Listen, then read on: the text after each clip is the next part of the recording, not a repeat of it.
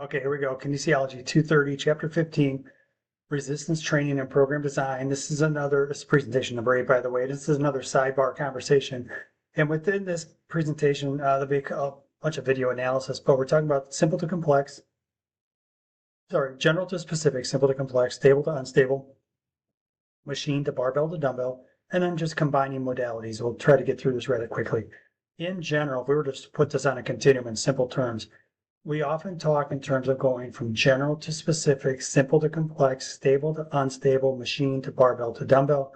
And that is inherent in the stable to unstable conversation, right? If we start talking machines are very stable and dumbbells, because they're unilateral and you're usually forced to control one side independent of the other because of the unilateral nature versus bilateral, you end up having a certain degree of instability, and there's complexity to that as well. So it depends upon the tool or the implement that's being used. All right, so oftentimes when somebody comes in as a client, they say, I want to do a golf swing. A trainer will throw them through this. They'll say, we're going to do a rotational exercise. Here we go.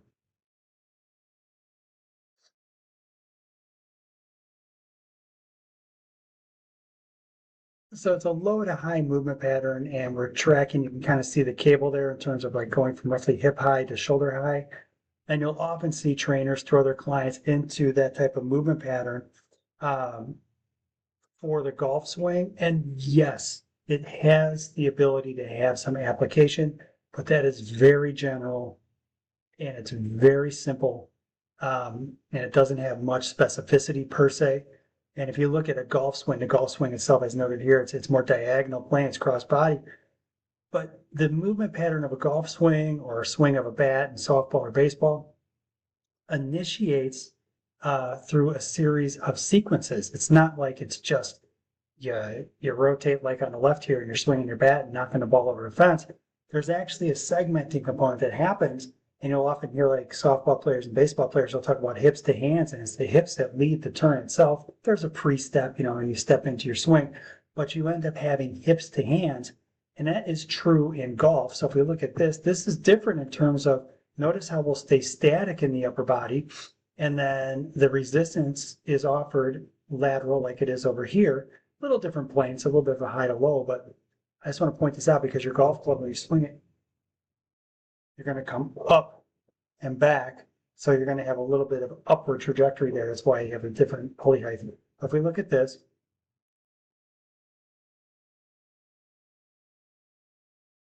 if you look at the pockets of the pants, what's happening here? This triangle, the hands, the shoulder stays still, the feet stay still. It's the segmenting in the middle that we're really focusing on here. Your other part of this equation too is when you do any kind of swinging activity and your feet are on the ground, you get a ton of torque that goes across the knee joint. You also want to prep your knee joints to be able to handle that torque. Other story. But my point is, when you look at specificity, this becomes more specific to bat swinging activities or golf club swinging activities, because we're talking about this segmenting, a very specific segmenting done here. The other thing that's done with both of these that's really not, I don't think appreciated or really seen very often with people is, on this, we're swinging to the left, I'm holding with the left hand, I'm covering with the right. On this, I'm rotating to the left, I'm holding with the left hand, and I'm covering with the right. You can think of the sequencing of musculature that happens across the arm, up the shoulder, from my left shoulder down to my right hip, down across the body to the floor. It matters when you hold with the lead hand or the trail hand.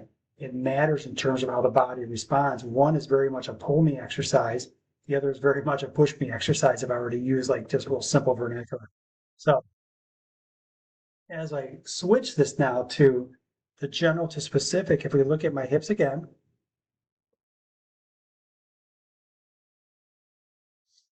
you look at it, just take another look at that and you kind of understand it's the motion of the hips that's actually causing the swing to happen. If we look at the super slow kinematic to the right and we look at this, you'll notice that the hips begin to rotate while the club head is still actually being drawn back.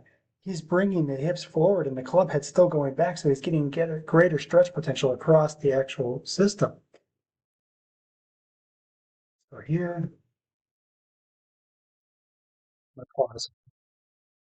Okay, I'm back. Commercials are over. You're going to get some nice, pleasant music here. I'll let this play out. But I want you to pay attention to the hips and think in terms of how the hips are initiating the movement here and what we're doing over here, or what we were doing.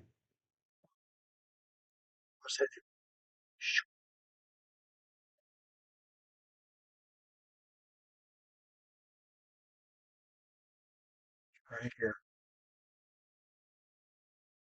Left hip starts coming forward. Swack.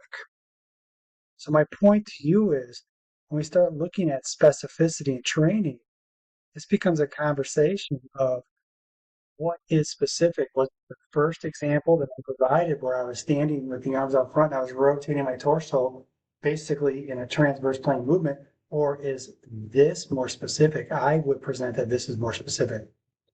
So in your terms of your training, when you work with clients, you get on the screen, you look at this and start putting together, okay, general to specific, simple to complex. General movement pattern, more specific movement pattern. It can't be more specific than actually swinging a golf club. And we talk about this all the time in our training in terms of how we integrate in different movement patterns. And I'm not going to belabor you with all this. So stable to unstable is another prime example of this.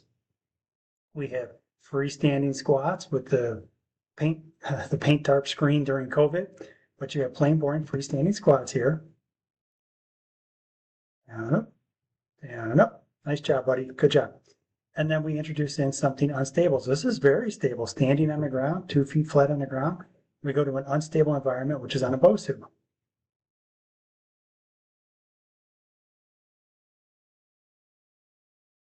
And again, it's very much on that continuum of general to specific, simple to complex, stable to unstable. And you, as a trainer, have to be able to understand how to integrate this in with your clients.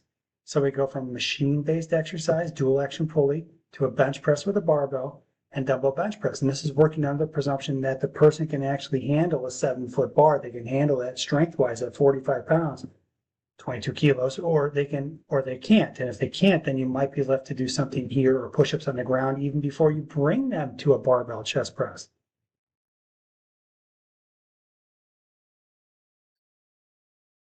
Got it?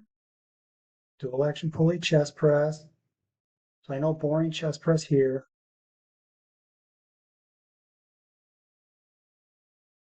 You got that? And then you got dumbbell chest press over here. It is quite literally the same movement pattern. It's just you have a different implement, and each implement has an inherently different challenge built into it. And you as a trainer start to figure out what is going to be the best fit for your client and what is going to give them the desired results. So if we combine modalities, we have a BOSU medicine ball squat to shoulder press, unstable environment, standing on the BOSU. So think of this in terms of a continuum of movement. We've introduced standing on the BOSU, squatting on the BOSU. We've introduced in standing on the ground, doing shoulder press with a medicine ball, introduced standing on the ground, doing squat to shoulder press with a medicine ball. And on that continuum of exercise, now we've just combined those two, squat to shoulder press while standing on the BOSU. Over here, we've already done dumbbell bench press. We've already introduced push-ups. We've done all these different progressions leading up to a dumbbell bench press. And now we introduce in a more unstable environment, physio ball.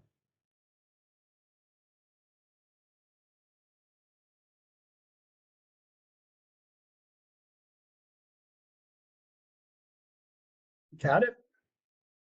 So where I want to just take you back to before I sign off on this is the chevrons, this, where we talk about general to specific, simple to complex, stable to unstable, machine, barbell, dumbbell. And it's a progression regression mindset, right? So you might perhaps progress to something more complex, but because you're moving to a more complex movement pattern, you might have to regress on the amount of resistance you use because you're progressing to something where you're doing it on a BOSU that's more unstable. You may need to regress the amount of resistance or the weights that you do. It's a concept of like sliders going back and forth where you might progress one area, you regress another, you progress in one thing, but you regress over here. So as a trainer or a coach, you start to think about these variables and how they interact with each other. They're not mutually exclusive by no means. They do this. They dovetail together, and it's your job to be able to figure out how, when you pull the string over here on one, how it moves the other one over here. All right, I'm signing off. I'll be right back.